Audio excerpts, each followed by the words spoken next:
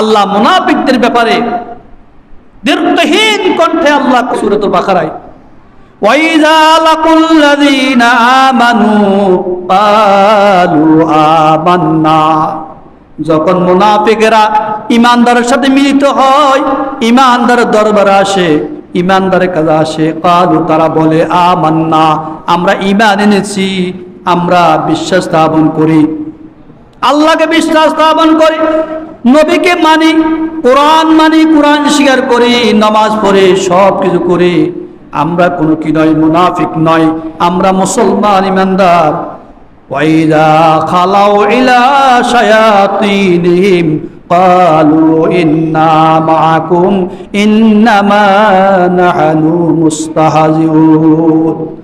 আর এরা যখন শয়তানের সাথে মিলিত হয়, কারা? মুনাফিকেরা। যখন শয়তানের সাথে মিলিত হয়, কালু তারা বলে